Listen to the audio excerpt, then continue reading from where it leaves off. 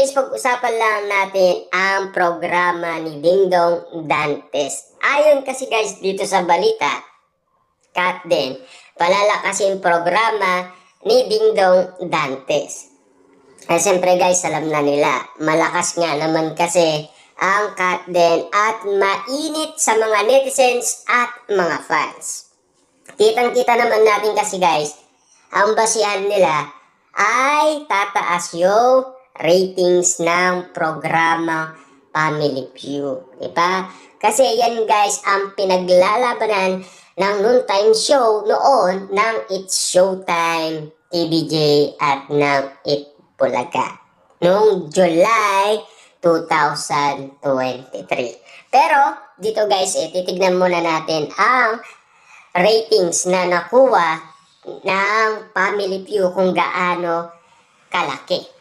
Sigurado na ang pamamaayagpag sa rating sa Family Feud Philippines dahil sa presensya ng Kat din o ni Catherine Bernardo at Alden Richard. Nag-taping para sa isang episode ng programang hosted by Dingdong Dantes sa Kapuso Network ang Kat din.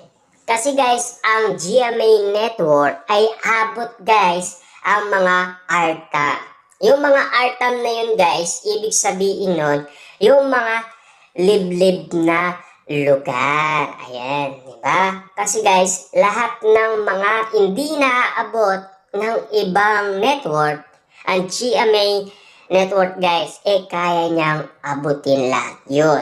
Yung mga guys, mahirap nang hanapin. Pero, pinalakas kasi guys ng GMA Network ang kanilang connection. Kahit sa mga liblib na lugar, talagang kuwang-kuwa ang mga Channel 7 na konektado guys sa GMA Network. Sabi pa dito guys, katunayan, hindi pa napapalabas ang nasabing episode, viral na at trending sa social media ang behind the scene taping ni Catherine and Alden. Kanya-kanyang kasing kuha ng video at larawan ang mga tao sa studio kung saan ginagawa ang taping at agad nang ibinida ito sa kanilang mga social media account. May isa pang eksena, nag-usap si Kat at Alden Richard habang nag-iintay ng clue para sa taping ng nabigyan na naman ng kiligan ng mga solid ng kanilang team up.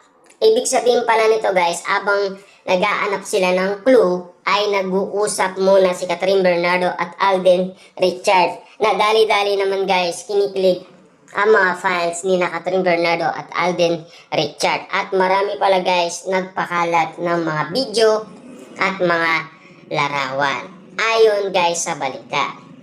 May kinalaman ang promo na lalabas nitong movie sa November 13 ang Hello Love Again. Kaya tumutugon si Catherine sa bakuran ng Kapuso, bahagi ng usapan ng Star Cinema Incorporated at GMA Film na kabilang ang ilang programa ng Kapuso ang pupuntahan ng Kat din para i-promote ang kanilang pelikula. Nakunan naman ng GMA team ang pagdating ni Kat sa main building ng station at kung papaano ito pinagkakaguluhan ng salubungin ng mga tao doon. Ibig sabihin pala guys, pinagkaguluhan na ang pagbabalik ni Catherine Bernardo sa GMA Network. Na alam naman natin guys, edad 13 to 14 yata guys, naging part na rin siya ng GMA Network dahil sa Endless Love. Diba? Ang bida noon guys ay si Marian Rivera at Dingdong Dantes. Si Marian guys, siya yung si Catherine Bernardo noong siya ay bata. Doon sa karakter nila guys sa Endless Love. Diba? Kitang-kita naman natin guys na iba ang kapartner niya sa Endless Love. Diba? Kaya nga naman guys, pinag-uusap-usapan pa rin hanggang ngayon ang mga eksenang nangyari guys sa Family Feud. Kahit na ang answer ni Catherine Bernardo na DJ ay pinagkaguluan guys sa social media. Yan kasi guys ang laman ng lahat ng mga iba't ibang mga platform sa social media. Kung bakit nga naman guys, si Catherine daw guys ay nanalo ng dahil kay DJ.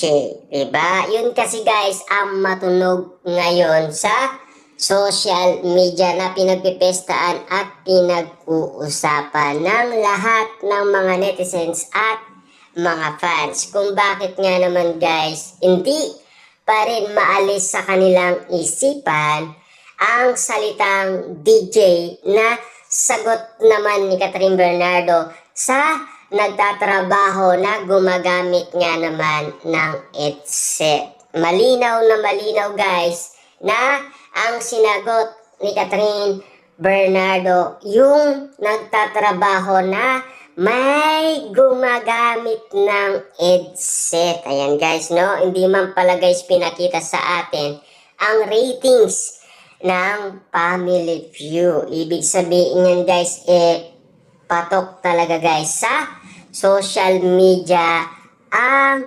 usapan na cut din palalakasin ang programa ni Dingdong Dantes dahil guys, grabe nga naman, hindi pa nga nagsisimula ang programa ay pinagkaguluhan na at pinagpestaan na ng maraming netizens at maraming fans. At kitang-kita naman guys na trending at viral na ito sa iba't ibang social media platform.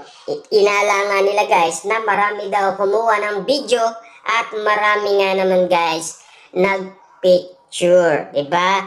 Kasi kitang-kita naman natin guys na meron silang updated dahil nanonood sila ng shoot sa taping ng Family Feud. Kaya nga naman guys, ito ay pinag-usapan at patok sa social media. Kaya nga naman guys, kitang-kita naman natin guys na talagang lumakas ang Family Feud. Kitang-kita nyo naman guys, siguro sa social media pa lang ng Family Feud guys, umakot na ng maraming views dahil siyempre Alden Richard at Catherine Bernardo ay pinagkaguluhan sa Family Feud nung una pa lang.